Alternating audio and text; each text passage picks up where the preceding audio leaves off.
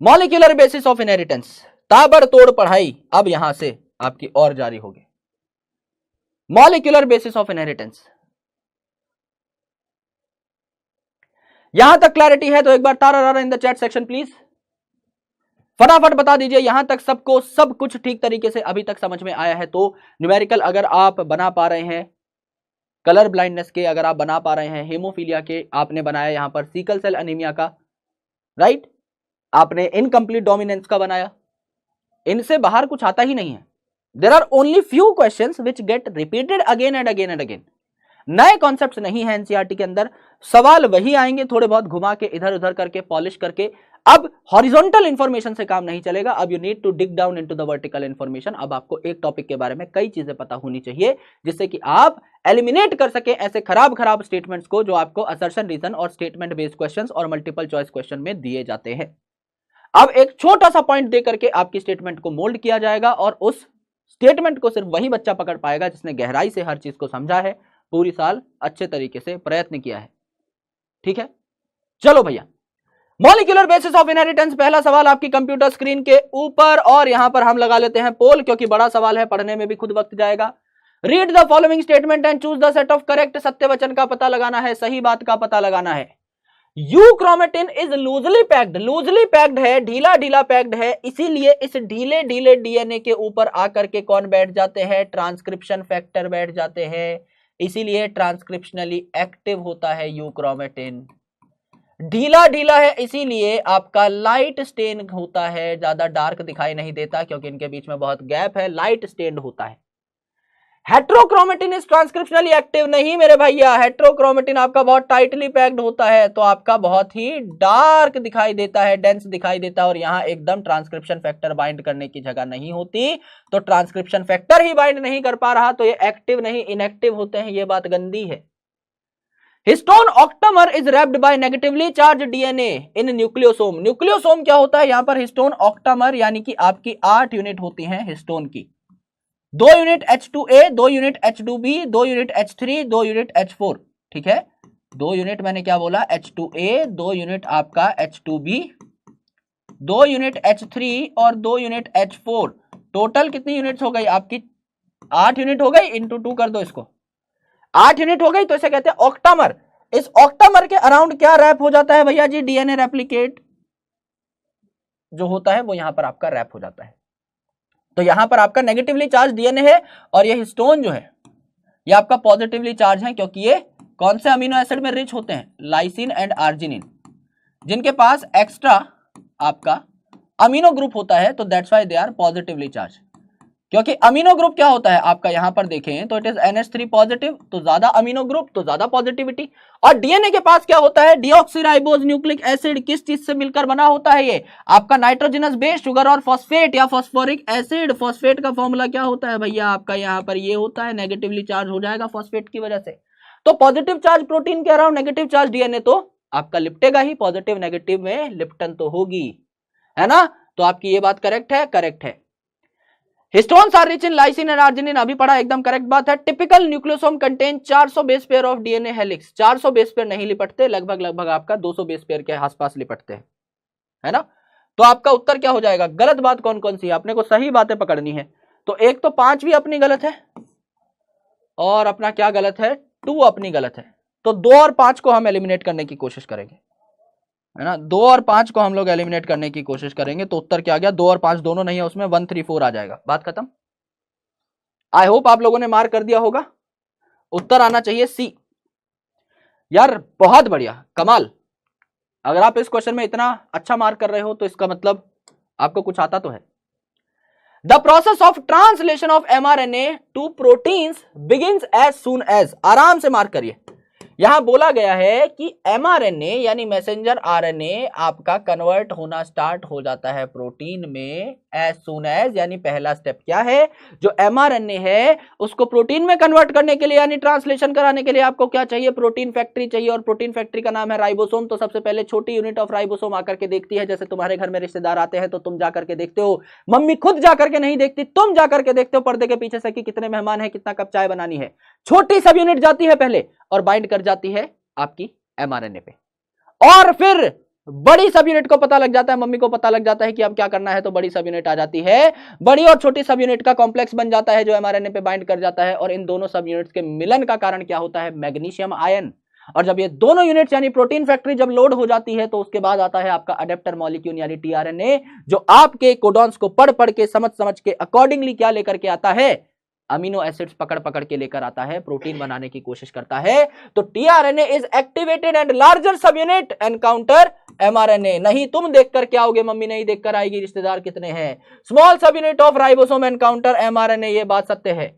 Larger सब unit encounter mRNA, गंदी बात है। बोथ सब यूनिट जॉइन टुगेदर, नहीं भैया पहले छोटी वाली आएगी, यानी छोटे से एनालॉजी से हमने क्या कर लिया, तोड़ फोड़ के रख दिया इस कॉन्सेप्ट को, और ये सवाल आता है आपका पेपर के अंदर। एन ई कोलाई यानी एस्चेरिशिया कोलाई स्ट्रेन, इसमें I gene gets mutated, I gene खराब हो चुका है। Its product can not bind the inducer molecule, lac operon की बात हो रही है। इंड्यूसर किसको कहा जाता है, लैक ऑपरॉन में इंड्यूसर खुद लैक्टोज होता है। आपने एक मीम देखा होगा, एक पाकिस्तान के भैया हैं जो मीम हार जाते हैं ना, मैच हार जाते हैं, तो मीम बना हुआ है कि आओ भाई मुझे मारो, यानी कि वो खुद इंड्यूस कराता है कि लोग उसको आकर के पीटें। सिमिलरली यहां पर लैक्टोज जब खुद बैक्टीरिया के चारों ओर प्रेजेंट होता है, तब ये खुद चाहता है कि बैक्टीरिया ऐसे एंजाइम बनाए जो लैक्टोज को तोड़े। लैक्टोज खुद कहता है कि आओ भैया मुझे तोड़ दो। If growth medium is provided with lactose, bacteria के चारों ओर लैक्टोज डाल दिया है, तो आउटकम क्या होगा, देखो यहां पर भैया आपका लैक ऑपरॉन बना लो, लैक ऑपरॉन बना लो, लैक ऑपरॉन बना लिया है सर, लैक ऑपरॉन बना लिया है, पीपो जेड वाई ए बना लिया है, पीपो जेड वाई ए बना लिया है। ठीक है, हम क्या कह रहे हैं, ये आई जीन आपका म्यूटेट हो चुका है। ये आई जीन क्या बनाता है, रिप्रेसर बनाता है।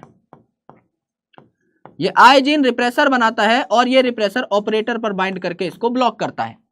हमने कहा कि अब ये रिप्रेसर आपका क्या हो चुका है, अब ये रिप्रेसर आपका म्यूटेट हो चुका है ना, और अब ये इंड्यूसर से बाइंड नहीं करता। जब लैक्टोज आपका पाया जाता है मीडियम में, तो ये लैक्टोज रिप्रेसर पर बाइंड कर जाता है और इसको इनएक्टिवेट कर देता है। अब ये रिप्रेसर म्यूटेट हो चुका है, लैक्टोज यहां पर बाइंड नहीं हो रहा है, तो ये रिप्रेसर जाकर के ऑपरेटर पे बैठ जाएगा, यहां रास्ते का पत्थर बन जाएगा, यहां से पॉलीमरेज आपका आगे नहीं जा पाएगा ZYA के पास, तो ना Z बनेगा, ना Y बनेगा, ना A बनेगा, कुछ भी नहीं बनेगा, ना बीटा गैलेक्टोसिडोज बना, ना परमिएज, ना transacetylase. RNA polymerase will bind the promoter region, bind कर लेगा, उसमें क्या दिक्कत है, आपका प्रमोटर रीजन तो खाली है। Only Z will get transcribed, तीनों में से कुछ नहीं बनेगा ZYA में से। ZYA विल बी ट्रांसक्राइब्ड, नहीं, ZYA will not be transcribed और ट्रांसलेटेड, तीनों में से कुछ नहीं बनेगा। उत्तर क्या आ जाना चाहिए, तीनों में से कुछ नहीं बनेगा, उत्तर क्या आ जाना चाहिए, चौथा आ जाना चाहिए, फोर्थ आ जाना चाहिए, है ना। पहले सारे सी बोल रहे थे अब अचानक से सारे डी बोलने लगे, वाह भाई, ईमान धर्म ही नहीं है कोई। पर ठीक है सर, थोड़ी स्पीड बढ़ाओ, जेनेटिक्स में स्पीड बढ़ाई तो गाड़ी का एक्सीडेंट हो जाएगा, यहां स्पीड नहीं बढ़ा सकते। इकोलॉजी में बोलो स्पीड बढ़ाने के लिए, थ्योरेटिकल ही है ना, आंसर ही बताना है क्योंकि सारी बातें याद करने की है, यहां स्पीड नहीं बढ़ा सकते, है ना। चलो भाई, if the length of DNA molecule is 1.1 metre, what will be the approximate number of base pair. हमारे डिप्लॉयड सेल के अंदर डीएनए की लंबाई 2.2 मीटर है, क्योंकि 6.6 इंटू 10⁻⁹ बेस पेयर है। आपको सीधा क्वेश्चन पूछ लिया 1.1 मीटर के लिए, क्या करेंगे, इसको 2 से डिवाइड कर देंगे, उत्तर क्या आ जाएगा, 3.3 इंटू 10⁻⁹ आ जाएगा। बहुत ज्यादा टाइम पास नहीं करेंगे, ये पावर लिखी है 6 और 9 एंड में, है ना। Simple question, simple answer. ये सवाल बहुत अच्छा लग रहा है, इसमें लगा लेते हैं पोल 45 सेकंड का, वो भी फटाफट सॉल्व करिए। 10 इकोलाई सेल में N15 यानी हैवी आइसोटोप ऑफ नाइट्रोजन डाला एंड उनको N14 मीडियम में भेज दिया 60 मिनट के लिए। How many E coli will have DNA totally free from N15। 60 minute बाद कितने ऐसे इकोलाई स्ट्रेन होंगे जिनमें N15 नहीं होगा। समझ लीजिए हैवी आइसोटोप कुछ ऐसा दिखाई देता है, N15 है पिंक कलर का, ठीक है। तो 20 मिनट का जब टाइम दोगे, 20 मिनट का जब टाइम दोगे, तो ये डीएनए रेप्लिकेशन सेमी कंजर्वेटिव होती है, ये दोनों के दोनों स्ट्रैंड सेपरेट हुए और एक एक यहां पर क्या बन जाएगा, N14 का स्ट्रैंड बन जाएगा। आपने क्या दिया, 20 मिनट और दिए, यानी टोटल हो गए आपके 40 मिनट। तो अब यहां पर क्या हो जाएगा, ये दोनों पिंक स्ट्रैंड आपके सेपरेट होंगे और दो यहां पर पीले स्ट्रैंड हैं, ये भी सेपरेट होंगे। और अब जो मीडियम है आपका पीला पीला, ये यहां पर तैयार कर लेगा नया पीला स्ट्रैंड, नया पीला स्ट्रैंड। इसके बाद आपने और टाइम दिया, यानी 20 मिनट और दिए, यानी टोटल आपके पास कितने हैं, 60 मिनट आपने दिए, जो कि हमारे क्वेश्चन में पूछा है। 2 पिंक स्ट्रैंड है यहां पर और आपके 6 क्या है, पीले स्ट्रैंड है। 2 पिंक स्ट्रैंड है और 6 क्या है, पीलू पीलू स्ट्रैंड है। तो 1 2 3 4 5 6 पीले पीले स्ट्रैंड है।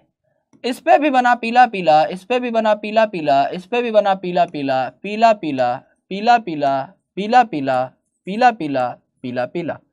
अब यहां पर सवाल में क्या पूछा गया है, सवाल में ये पूछा गया है how many DNA will be totally free from N15। N15 कितनों में नहीं होगा आपका, इसमें नहीं है, इसमें नहीं है, इसमें नहीं है, इसमें नहीं है, इसमें नहीं है, इसमें नहीं है, इसमें है, इसमें है, यानी 8 में से 6 आपके फ्री हैं।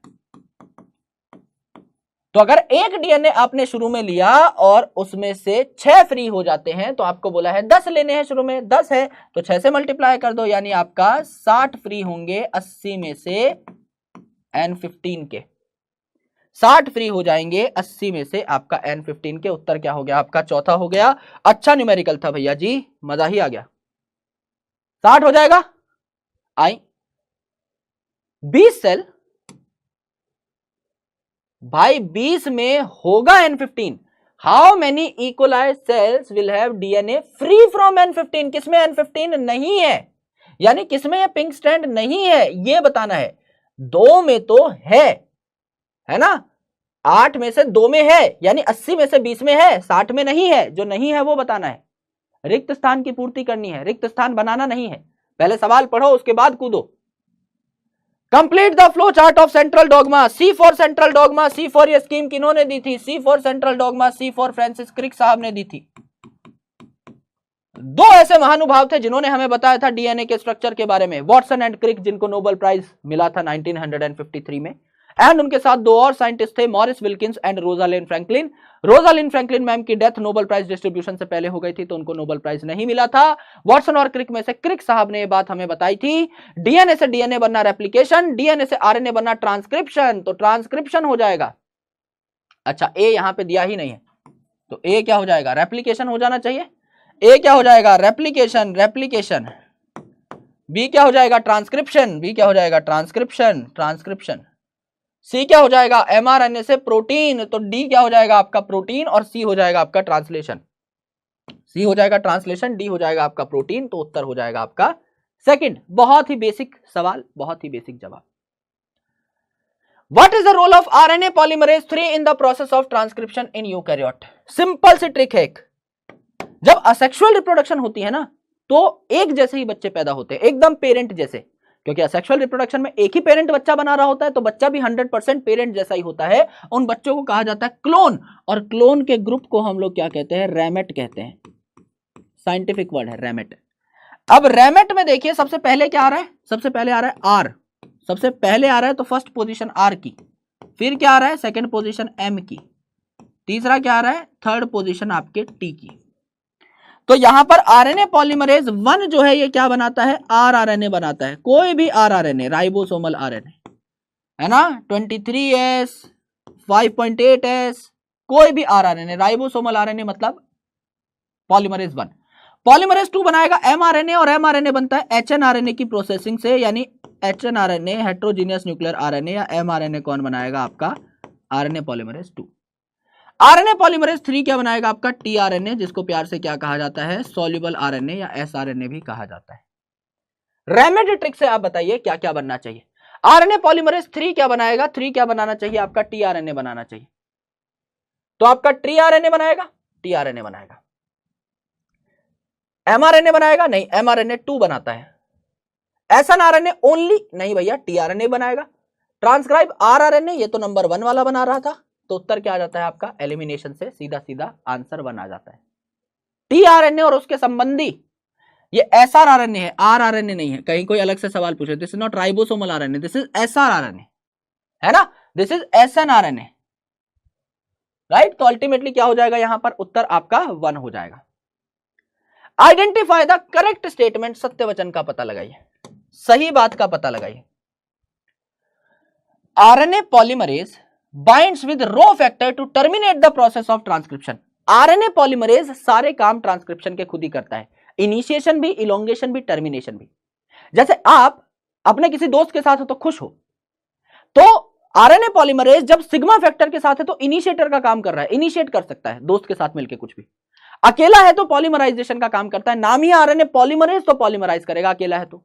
और रो फैक्टर के साथ रोने लगेगा जब टर्मिनेशन, जुदाई का वक्त जब आएगा तब, तो टर्मिनेशन करता है रो फैक्टर के साथ मिलकर। यानी एंजाइम एक ही है लेकिन किसके साथ प्रेजेंट है उस पे सारा का सारा खेल टिका हुआ है। तो आरएनए पॉलीमराइज जब रो फैक्टर के साथ बाइंड करेगा तो टर्मिनेटर का काम करेगा, करेक्ट है। Coding strand in transcription unit is copied to mRNA. जो भी स्ट्रैंड आपका टेम्पलेट की तरह यूज होता है that is called as template strand.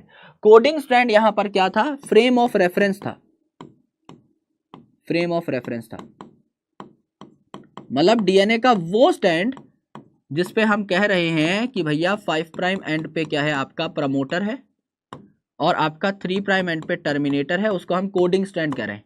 जो स्ट्रैंड एक्चुअल में एमआरएनए में कंप्लीट कन्वर्ट हो रहा है वो आपका क्या है, template. Split gene arrangement is characteristic of prokaryote. Split gene arrangement मतलब जीन स्प्लिट हो रखे हैं, आपका एक्सॉन है, फिर एंट्रॉन है, फिर एक्सॉन है, इंट्रॉन है, एक्सॉन है, इंट्रॉन है। ये किस में पाया जाता है, आपका यूकैरियोट में पाया जाता है, कॉम्प्लेक्स ऑर्गेनिजम्स में पाया जाता है। बैक्टीरिया में इंट्रॉन्स नहीं होते, सिर्फ और सिर्फ एक्सॉन्स होते हैं, तो स्प्लिटिंग नहीं होती। तो स्प्लिट जीन अरेंजमेंट यूकैरियोट में पाया जाता है, ना कि प्रोकैरियोट में। इन कैपिंग, जब आप कैपिंग करते हो एचएनआरएनए को, जब आप एमआरएनए में कन्वर्ट करते हो तो आपकी 3 चीजें होती हैं। पहला कैपिंग, कैप लगाते हो। कैप कहां लगाओगे, सर पे या पैर पे, सर पे।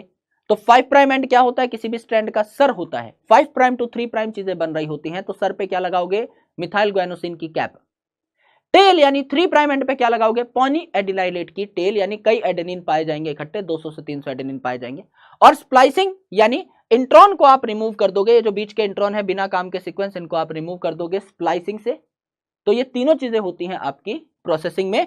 तो कैपिंग में मिथाइल ग्वानोसिन की कैप लगी हुई है 3 प्राइम पे। पैर में कैप पहनोगे नहीं, सर पे पहनेंगे, तो उत्तर क्या हो जाएगा, 1। बाकी सारी बातों में कोई ना कोई गलती है, सिर्फ यही बात है जो कि आपकी करेक्ट है पहली, तो करेक्ट बात 1 हो जाएगी। ये तो कोई सवाल नहीं है लेकिन फिर भी मार्क कर देते हैं भैया जी। पोल लगाइए फटाफट। कुछ भी नहीं है, आपको पता है कि एडेनिन हमेशा थाइमिन के साथ बाइंड करता है 2 हाइड्रोजन बॉन्ड से, साइटोसिन हमेशा ग्वानिन के साथ बाइंड करता है 3 हाइड्रोजन बॉन्ड से। ये आपका नॉर्मल रूल है बेस पेयरिंग का। यहां पर बोला है अगर एडेनिन आपका 30% है एक डीएनए के अंदर, तो आपको क्या पूछा है, what will the percentage of thymine. अगर एडेनिन 30% है तो थाइमिन भी उतना ही होगा, 30% होगा। अब 30 और 30% 60% तो गायब हो चुका है डीएनए का, यानी बचा टोटल 40%, जो कि क्या होगा आपका C+G, और C+G दोनों बराबर होते हैं, तो 20% आपका C हो जाएगा, 20% आपका G हो जाएगा। करेक्ट है। तो आपका 30 क्या हो जाएगा T, 20% C, 20% G। ये आपका उत्तर हो जाएगा, ये आपका उत्तर हो जाएगा यहां से सीधा सीधा। तो आंसर क्या आ जाएगा आपका, 2 आ जाएगा, बी आ जाएगा। 80% लोगों ने सही कर दिया है यार, कमाल। आइए, which is only enzyme that has capability to catalyze initiation, elongation and termination in the process of transcription। मैंने आपको अभी बताया था कि ट्रांसक्रिप्शन में इनिशिएशन, टर्मिनेशन और इलोंगेशन तीनों एक ही एंजाइम करता है, डिपेंड करता है कि उसके साथ कौन प्रेजेंट है। एंजाइम का नाम है आरएनए पॉलीमरेज। डीएनए से आरएनए बनाने वाला, यानी डीएनए डिपेंडेंट, डीएनए पे डिपेंड होकर आरएनए बनाने वाला डीएनए डिपेंडेंट आरएनए पॉलीमरेज। अगर सिग्मा के साथ प्रेजेंट है तो इनिशिएशन करेगा, रो के साथ प्रेजेंट है तो टर्मिनेशन करेगा, अकेला प्रेजेंट है तो एकला चालो रे, उस टाइम पे क्या करेगा भैया, अपना आराम से इलोंगेशन करेगा, आरएनए बनाएगा। डीएनए से आरएनए बनाता है DNA dependent RNA polymerase. DNA से डीएनए आपका डीएनए पॉलीमरेज बनाता है, इसकी बात हो ही नहीं रही। हम ट्रांसक्रिप्शन की बात कर रहे हैं, डीएनए से आरएनए बनाना है तो डीएनए से आरएनए बनाए। बाकी सारे के सारे एंजाइम्स यूज होते ही नहीं है ट्रांसक्रिप्शन में, तो ऑटोमेटिकली एलिमिनेट होगा, इतना दिमाग लगाने की भी जरूरत नहीं थी, है ना। चलो, Which of the following RNAs is not required in the synthesis of protein? Protein बनाने में कौन से आरएनए की जरूरत नहीं होती, मार्क कर दो एक बार। tRNA behaves as an adapter molecule जब आपका प्रोटीन बन रहा होता है तो एक एक अमीनो एसिड पकड़ के लाने की जिम्मेदारी किसकी है? सही अमीनो एसिड पकड़ के लाने की जिम्मेदारी टीआरएनए की है। आरआरएनए यानी राइबोसोमल आरएनए, भाई आरएनए ये वाला जो है ये राइबोसोम बनाने में हेल्प करता है, इसीलिए इसका नाम ही राइबोसोमल आरएनए है। और राइबोसोम क्या है? प्रोटीन फैक्ट्री, तो प्रोटीन बनाने में यानी ट्रांसलेशन में ये तो काम आएगा ही। एमआरएनए, इससे तो हम प्रोटीन बना ही रहे हैं, एमआरएनए को ही तो हम लोग प्रोटीन में कन्वर्ट कर रहे हैं, इसको ही तो हम लोग ट्रांसलेट कर रहे हैं, तो ये तो होना एकदम ही मैंडेटरी है, एकदम ही जरूरी है। GRNA is called as guide RNA, और इसका कोई लेना देना यहां पर इस प्रोसेस के अंदर नहीं है, तो आपका एलिमिनेट हो जाता है। उत्तर क्या हो जाएगा आपका? जीआरएनए या गाइड आरएनए, फुल फॉर्म आप लिख सकते हो अपनी कॉपी में। 83% लोगों ने सही कर दिया है। आ जाइए अगले सवाल पे। Which one of the following statement about histones is wrong? Histone के बारे में कौन सी बात रॉन्ग है, गलत है, गंदी है? फटाफट बताइए। The pH of stone is slightly acidic, आपको बताया था यहां बेसिक अमीनो एसिड होते हैं लाइसिन और आर्जिनिन, तो ये बात गलत है, तो उत्तर तो यहीं आ गया। और देख लो, histones are rich in lysine and arginine, तभी तो बेसिक है। हिस्टोन कैरी पॉजिटिवली चार्ज, क्योंकि अब आपके अमीनो ग्रुप यहां पर एक्स्ट्रा होंगे, बेसिक है ये तो पॉजिटिवली चार्ज होते हैं, इसके अराउंड डीएनए जो कि नेगेटिवली चार्ज है वो रैप हो जाता है। Histones are organised to form a unit of 8 molecule, अभी बनाकर दिखाया था, इसको ऑक्टामर कहा जाता है। H2A की 2 यूनिट, H2P की 2 यूनिट, आपका H3 की और H4 की 2 यूनिट, टोटल 8 यूनिट। तो ये सारी बातें करेक्ट है, 1 आपका गलत है सिर्फ, तो उत्तर क्या हो जाएगा? 1 हो जाएगा। Name the enzyme that facilitates opening of DNA helix, DNA की हेलिक्स को खोलता है ड्यूरिंग ट्रांसक्रिप्शन। गलत करोगे, गलत करोगे, गलत करोगे। आ जाओ भैया, आ जाओ, आ जाओ, आ जाओ, आ जाओ। तैयारी का लेवल चेक किए देते हैं फटाफट। Name the enzyme that facilitates the opening of DNA helix during transcription, DNA से आरएनए बनाते टाइम डीएनए को खोलने का काम, डीएनए के जो स्ट्रैंड्स हैं उनके बीच के बॉन्ड्स तोड़ने का काम कौन करता है? कौन है वो धुरंधर एंजाइम? बहुत सारे स्टूडेंट्स गलत करेंगे, इस बात का मैं दावा कर सकता हूं, लेकिन यहां से कुछ सीख के जाओगे, इस बात का भी मैं दावा कर सकता हूं। एंड उत्तर है आपका सी। कंफ्यूज होने की जरूरत नहीं है कि उत्तर सी क्यों है। सिर्फ 38% लोगों ने, 55% लोग सिर्फ हवाबाजी कर रहे हैं। डीएनए हेलिकेज डीएनए रेप्लिकेशन में काम आता है, ट्रांसक्रिप्शन में नहीं। ट्रांसक्रिप्शन में अभी क्या बताया था? आरएनए पॉलीमरेज ही माई बाप है।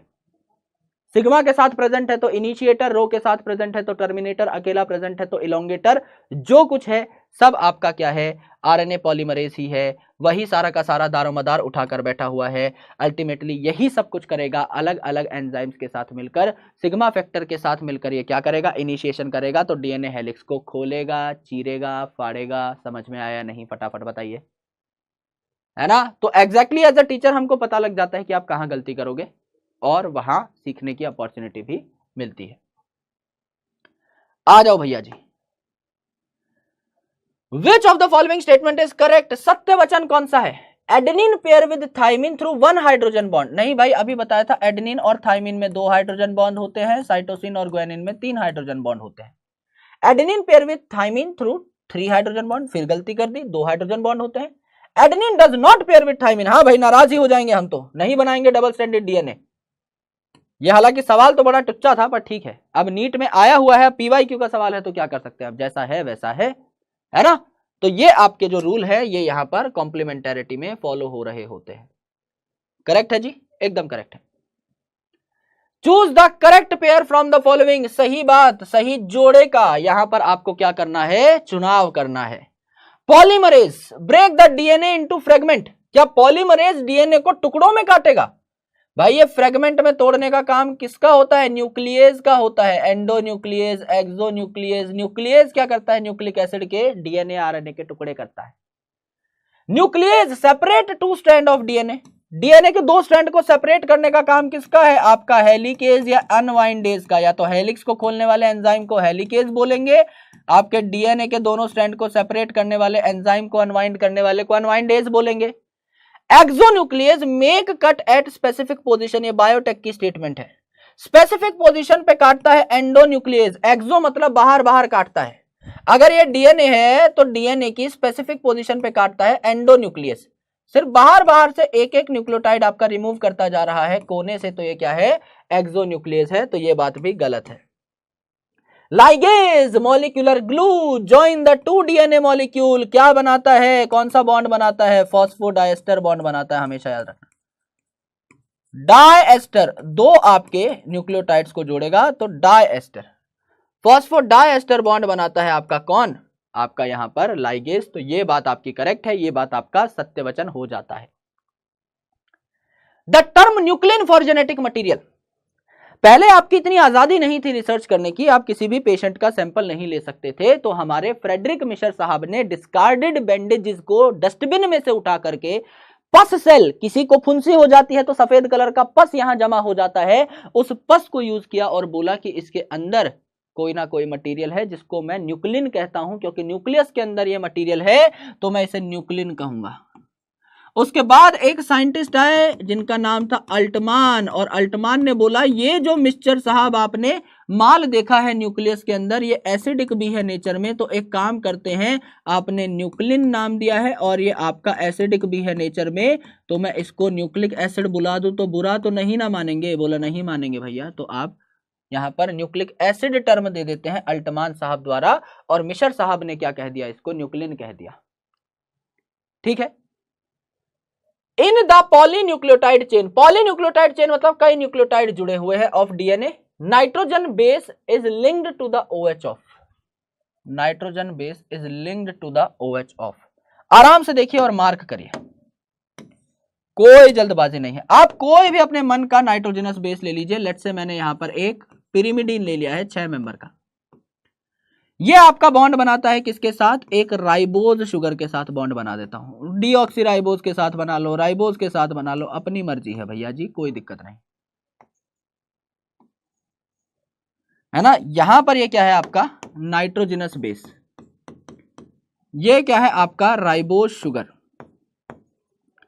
यहां पर आपका 1 प्राइम कार्बन 2 प्राइम कार्बन, जिसपे अगर OH प्रेजेंट है तो ये राइबोज है, सिर्फ H होता तो ये डीऑक्सी राइबोज हो जाता। 3 prime carbon 4 prime carbon and 5 prime carbon, 5 prime पे लगते हैं आपके फॉस्फेट, तो यहां पे 3 फॉस्फेट लगा दिए, लेट्स से ट्राई फॉस्फेट बना दिया, तो 5 प्राइम एंड कहलाता है फॉस्फेट एंड, और 3 प्राइम एंड पे आपका OH रहता है फ्री, ये कहलाता है 3 प्राइम एंड। और ये जो आपका बाइंड किया है नाइट्रोजनस बेस, ये कौन से कार्बन से बाइंड किया है, 1 प्राइम कार्बन ऑफ शुगर से बाइंड किया है, ये 1 prime carbon of pentose sugar से बाइंड किया है, मानते हो, 1 प्राइम कार्बन से बाइंड किया है, आपको एग्जैक्टली बताया। फॉस्फेट कहां बाइंड करता है 5 प्राइम पे, और ये कहां बाइंड करता है नाइट्रोजनस बेस आपका 1 प्राइम पे। अगला जो आएगा इसके नीचे कोई और न्यूक्लियोटाइड, वो कहां बाइंड करेगा 3 प्राइम पे, तो 5 प्राइम टू 3 प्राइम आपकी बॉन्डिंग बनती है ना। अगले वाले का 5 प्राइम इस 3 प्राइम पे अटैच हो जाएगा, फिर उसका 3 प्राइम फ्री रहेगा, उस पे कोई 5 प्राइम आके अटैच रहेगा, तो 5 प्राइम 3 प्राइम 5 प्राइम 3 प्राइम ऐसे बॉन्डिंग होगी। उत्तर क्या बन जाता है हमारा, सी बन जाता है। लगभग 50% लोगों ने सही कर दिया है, आए बड़ा ही होता जा रहा है। चलो अगला सवाल, कंप्यूटर की स्क्रीन पर आ जाओ भैया, आ जाओ आ जाओ आ जाओ आ जाओ, पोल ले लो। ई कोलाई में 4.6 इंटू 10⁻⁶ बेस पेयर है एंड डीएनए रेप्लिकेशन 18 मिनट में कंप्लीट हो जाता है, तो एवरेज रेट ऑफ पॉलीमराइजेशन क्या है, एनसीईआरटी में डायरेक्ट ही दिया हुआ है, तो कैलकुलेशन भी नहीं करनी। जैसे एनसीईआरटी का एक फेवरेट सवाल है, 2.2 मीटर लंबा डीएनए पाया जाता है हर डिप्लॉयड सेल के अंदर ह्यूमन के, ये भी आपका सीधा सीधा सा आपका क्या है सवाल है, जो कि एनसीईआरटी में डायरेक्टली दे रखा है कि आपका 2000 बेस पेयर पर सेकंड, ये तो खामखा न्यूमेरिकल बना रखा है। मतलब आपके बायोलॉजी में न्यूमेरिकल्स भी ऐसे आते हैं जिसका उत्तर पहले ही गिवन है, यानी यहां पर आपको न्यूमेरिकल सॉल्व भी नहीं करने, रट के जाना होता है। कुछ चीजें तो एकदम डायरेक्टली दे रखी हैं एनसीईआरटी में, इनको तो आपको कुछ भी नहीं करना है, सॉल्व भी नहीं करना था, छेड़ना भी नहीं था। 90% लोगों ने कर दिया यार, शाबाश, खतरनाक, लाजवाब, धुआंधार, शानदार। Purines found both in DNA and RNA, आ जाओ भैया जी, प्यूरिन पिरिमिडीन का फर्क बता देते हैं। नाइट्रोजनस बेस जो होते हैं ये 2 प्रकार के होते हैं, एक प्यूरिन, नाम छोटे लेकिन दर्शन बड़े, नाम है प्यूरिन लेकिन है 9 मेंबर के, और एक है आपका पिरिमिडीन, नाम बड़ा है प्यूरिन से, पिरिमिडीन, नाम बड़े लेकिन दर्शन छोटे, अभी बनाया था 6 मेंबर का नाइट्रोजनस बेस पिछली से पिछली स्लाइड में।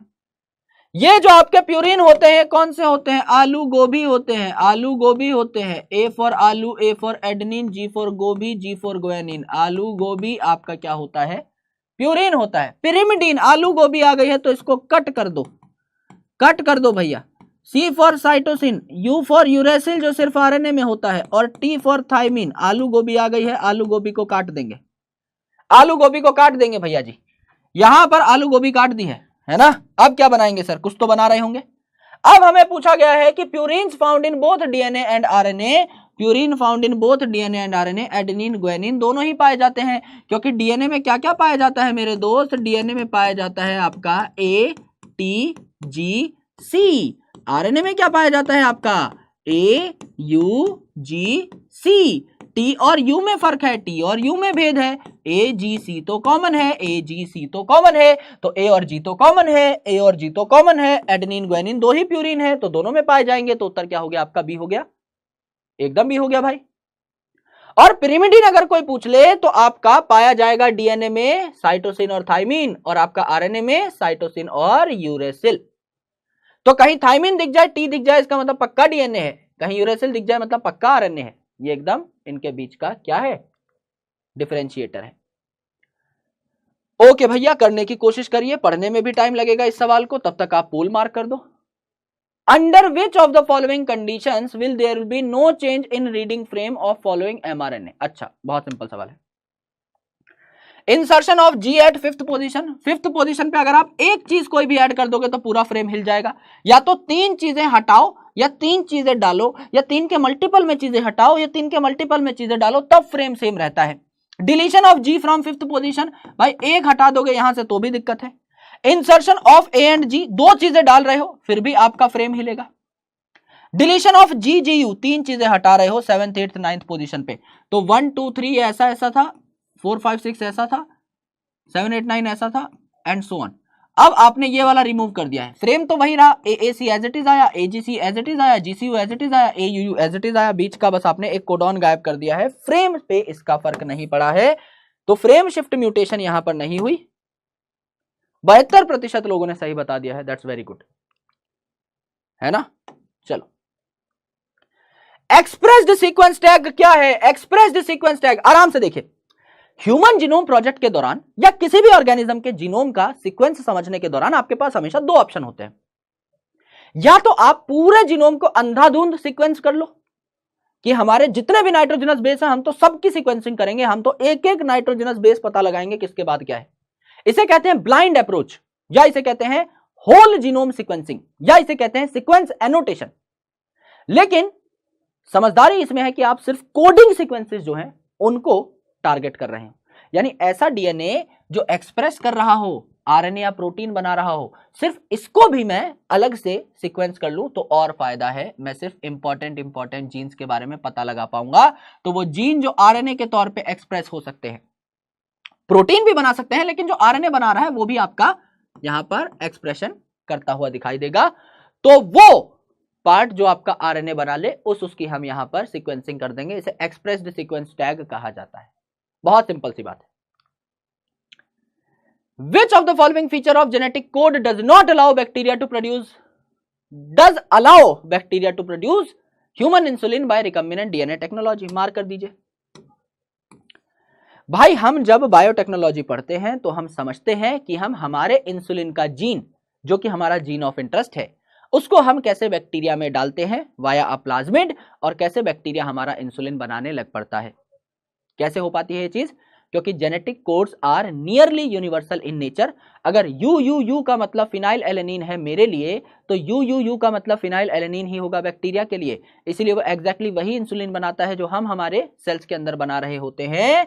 एम्बिग्यूस का कोई लेना देना नहीं है, रिडंडेंट यानी रिपीटिशन का कोई लेना देना नहीं है, नियरली यूनिवर्सल तो सारे ऑर्गेनिजम्स लगभग सेम अमीनो एसिड बना रहे होते हैं। एक्सेप्शन क्या है,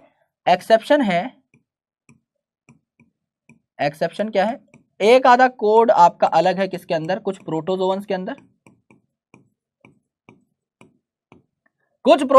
अंदर, एंड माइटोकॉन्ड्रिया के अंदर।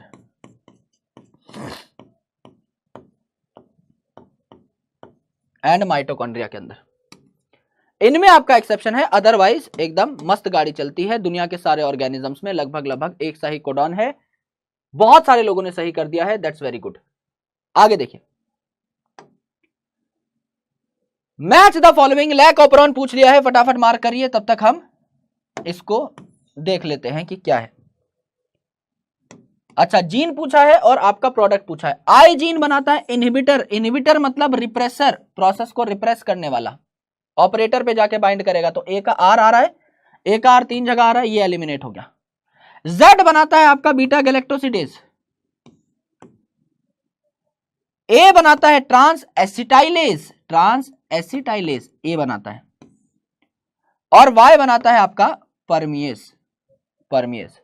तो डी का क्यों हो गया, डी का क्यों हो गया, डी का क्यों आपका 2 जगह पर है, तो ये भी आपका एलिमिनेट हो गया, है ना। जेड का आपका पी हो गया, जेड का आपका पी हो गया, आई, अच्छा बी का पी हो गया, बी का पी हो गया, ठीक है, यही आपका उत्तर हो गया, बी के पी में ये एलिमिनेट हो गया। Correct, this is your answer. क्या हो जाएगा उत्तर जी, 3 हो जाएगा। लगभग 71% लोगों ने सही कर दिया है। आ जाओ अगले सवाल पर। The experimental proof of semi conservative replication of DNA was first shown in, DNA replication semi conservative है, पहले तो ये बताइए किन्होंने बताया, ये 2 लोगों ने बताया, ये 2 लोगों ने बताया। प्रोकैरियोट में ये बात किन्होंने बताई, मेसेल्सन एंड स्टाल ने बताई, और मेसेल्सन एंड स्टाल ने किस पे रिसर्च करी, मेसेल्सन एंड स्टाल ने ई कोलाई पे रिसर्च करी।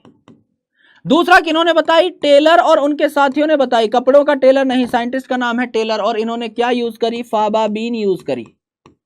फाबा बीन का साइंटिफिक नाम क्या है भैया जी, वीसिया फाबा है, तो इन्होंने फाबा बीन को यूज किया।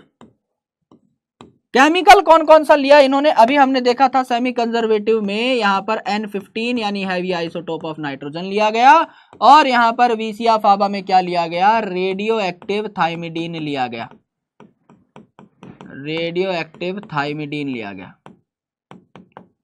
सिर्फ ये चंद आप बातें याद कर लेंगे, आपको मजा आ जाएगा, तुनिक तुनिक हो जाएगी पेपर के अंदर। तो क्या यूज किया गया, बैक्टीरिया यूज किया गया, ई कोलाई। सेकंड मार पा रहे हो, बिल्कुल मार पा रहे हो, बहुत बढ़िया, शानदार, खतरनाक, लाजवाब, brilliant. Select the correct match, सत्य वचन का पता लगाना है, सही चुनाव करना है। Alex Jeffrey, Streptococcus pneumoniae, Alex Jeffrey ने क्या किया था, जेफरी साहब ने डीएनए फिंगरप्रिंटिंग का कॉन्सेप्ट दिया था, यहां पर स्ट्रेप्टोकोकस न्यूमोनिया से इनका कोई लेना देना नहीं था, न्यूमोनिया इनको नहीं हुआ था। एल्फ्रेड हार्शी एंड मार्काचेज ने क्या किया था, टोबैको मोज़ेक वायरस का यूज किया था, नहीं यूज किया था। इन्होंने क्या यूज किया था, बैक्टीरियोफेज का यूज किया था, है ना।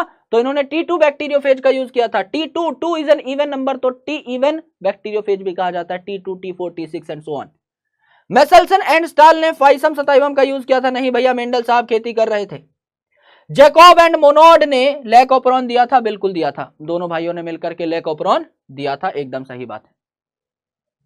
आ जाओ, बढ़िया सवाल है, सॉल्व करो, तब तक मैं देख लेता हूं कि है क्या सवाल। AGG TAT CG CAT is a sequence from coding strand of a gene. What will be the corresponding sequence of mRNA? Coding का अगर जीन ये है तो पहले तो इससे टेम्पलेट बनाना पड़ेगा, AGG TAT CG CAT। ये अगर आपका कोडिंग स्ट्रैंड है तो कोडिंग स्ट्रैंड तो आरएनए में कन्वर्ट होता नहीं है, हालांकि इससे भी आप डीएनए आसानी से बना सकते हो, बस आपको टी की जगह यू लगाना है, बन जाएगा, पर फिर भी हम करके देखेंगे। कोडिंग को पहले टेम्पलेट में कन्वर्ट कर लेते हैं, तो ये दोनों डीएनए के स्ट्रैंड एक दूसरे के कॉम्प्लीमेंट्री होंगी। ए का आ गया T C C A T A G C G T A, correct है। और इससे हम क्या बना देंगे भैया जी, इससे हम बना देंगे एमआरएनए। जब आरएनए बनेगा तो आरएनए में आपको पता है AUGC होता है, ये टी नहीं होता, तो टी से बनेगा ए, सी से बनेगा जी, जी बनेगा, ए से टी बनेगा, टी होता नहीं है तो यू बनेगा, यहां पर ए बनेगा, यहां यू बनेगा, यहां सी बनेगा, जी बनेगा, सी बनेगा, ए बनेगा, यू बनेगा। यानी मैंने क्या बताया था, यहां आप टी टी की जगह क्या लगा दो, यू यू लगा दो, बाकी सारी चीजें सेम है, AGG AGG। मतलब आप कई क्वेश्चन अगर प्रैक्टिस किए होते तो आपके लिए हलवा था, अभी भी हलवा है, निकाल तो लिया सही, पर वक्त बचा सकते थे डायरेक्टली यहां पर टी का यू लगा करके, क्योंकि इसका कॉम्प्लीमेंट्री बनाओ फिर इसका कॉम्प्लीमेंट्री बनाओ तो ये दोनों तो सेम ही आएंगे, बस डीएनए आरएनए में टी की जगह यू आ जाएगा। तो देख लो कौन सा करेक्ट है, क्या आ रहा है फटाफट बताइए, क्या आ रहा है, AGGUA AGGUA AGGUA UCGCAU, UCGCAU correct है। उत्तर क्या आ जाएगा? 1 आ जाएगा। 1 आ जाएगा सर, कोई दिक्कत नहीं है ना। उत्तर क्या आ जाएगा? 1 आ जाएगा। 1 आ जाएगा।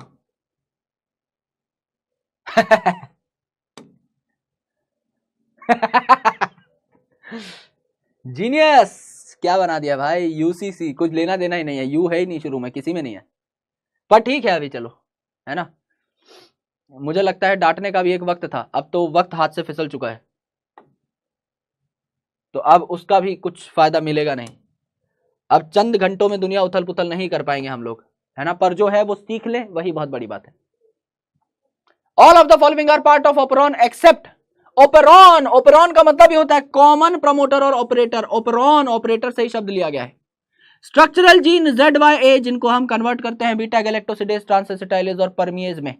प्रमोटर, कॉमन प्रमोटर और ऑपरेटर अभी बोला। एनहेंसर जैसी कोई चीज नहीं होती यहां पर। लैक ओपेरॉन में क्या होता है? रिप्रेसर जैसी चीज होती है। एनहेंसर एनहेंस नहीं करता कुछ, रिप्रेसर दबा और देता है, तो आपका एनहेंसर नहीं होता यहां पर। उत्तर क्या आ जाएगा? 3 हो जाएगा, एनहेंसर नहीं होता है। Histone are rich in basic amino acid, lysine और आर्जिनिन अभी पढ़ा था, 2-3 बार पढ़ चुके हैं, तो इसको बार बार नहीं पढ़ेंगे। सिंपल सवाल है, सिंपल जवाब है, टाइम पास करने की आवश्यकता नहीं है। Which of the following enzymes inhibit transformation during the work of Avery, MacLeod and McCarthy on the biochemical characterization of biochemical principle? फटाफट मार्क कर दीजिए। एवरी, मैक्लियोड और मैकार्टी ने कहा कि ग्रिफिथ साहब के एक्सपेरिमेंट को हम आगे ले जाएंगे। ये अगर एक सेल है तो इसमें आपका डीएनए है, इसमें आपका आरएनए है, इसमें आपका प्रोटीन है, हम बताएंगे इनमें से असली जेनेटिक मटेरियल क्या है। तो इन्होंने क्या किया? आरएनए को अगले सेल में जाने से रोक दिया आरएनएज डाल करके। आरएनए से आरएनए डाइजेस्ट किया तो कोई फर्क नहीं पड़ा, ट्रांसफॉर्मेशन फिर भी हुई, यानी आपका ये ट्रांसफॉर्मेशन के लिए रिस्पॉन्सिबल था ही नहीं। आपका प्रोटीन को जाने से रोक दिया प्रोटीएज को इस्तेमाल करके, तो यहां पर फिर भी ट्रांसफॉर्मेशन हुई, यानी प्रोटीन को भी अगर हम गायब कर दे सेल में से तो भी ट्रांसफॉर्मेशन होती है, यानी प्रोटीन का जेनेटिक मटेरियल से कोई लेना देना नहीं है। जब डीएनए को जाने से रोका, जब इसमें डीएनएज डाल दिया तो देयर इज नो ट्रांसफॉर्मेशन, तो पता लगा डीएनए ही वो खतरनाक चीज थी जिससे कि आपका ट्रांसफॉर्मेशन हो रहा था, है ना। तो डीएनए जब डाला तो आपका स्वाद आया और अल्टीमेटली पता लगा कि कौन है हमारा जेनेटिक मटेरियल। तो उत्तर क्या आ जाएगा? अरे वाह यार, बढ़िया। कभी कभी खुश कर देते हो, कभी कभी दुखी कर देते हो, समझ में ही नहीं आता कि तुम्हें कुछ आता है कि नहीं आता। I am not able to make my decision, है ना। समझ में नहीं आ रहा है भैया जी कि तुम क्या हो, तुम जीनियस हो या तुम गधे हो, मुझे समझ में नहीं आ रहा है, पर जो भी हो तुम अपने ही हो, अब ठीक है ना। आगे बढ़ते हैं। The precursor of mRNA in eukaryote is transcribed by. MRNA कौन बनाता है? रेमेट, आरएमटी। आर बनाएगा पॉलीमरेज 1, एम बनाएगा पॉलीमरेज 2, टी बनाएगा पॉलीमरेज 3। डायरेक्टली हम लगाएंगे अपना जुगाड़ और निकाल लेंगे उत्तर, that is your RNA polymerase 2। Some amino acids are coded by more than one codon, hence the codon is said to be। भाई देखो, जॉर्ज गैमो साहब ने कहा कि 4 आपके नाइट्रोजनस बेसिस हैं ATGC। अगर ये एक नाइट्रोजनस बेस एक अमीनो एसिड के लिए कोड करे तो 4 ही अमीनो एसिड के लिए कोड कर पाएंगे, अन्याय हो जाएगा, 20 अमीनो एसिड है। अगर ये 2-2 के झुंड में कोड करने लगे तो 16 अमीनो एसिड के लिए कोड करेंगे, 4 अमीनो एसिड अभी भी रह जाएंगे। लेकिन उन्होंने कहा कि अगर ये 3-3 के झुंड में कोड करते हैं, ट्रिपलेट बना लेते हैं, तो ये आपका 64 अमीनो एसिड के लिए कोड कर पाएंगे, यानी 20 से तो ज्यादा ही है।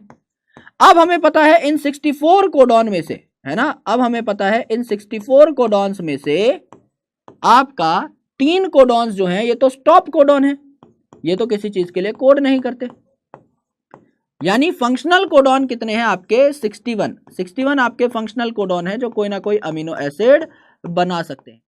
अब कोडॉन है आपके 61 और आपके अमीनो एसिड है केवल 20। तो मेरे दोस्त, मेरे भाई, अगर अमीनो एसिड 20 हैं और फंक्शनल कोडॉन 60 से भी ज्यादा है तो multiple codon same amino acid बना रहे होंगे, जाहिर सी बात है भाई।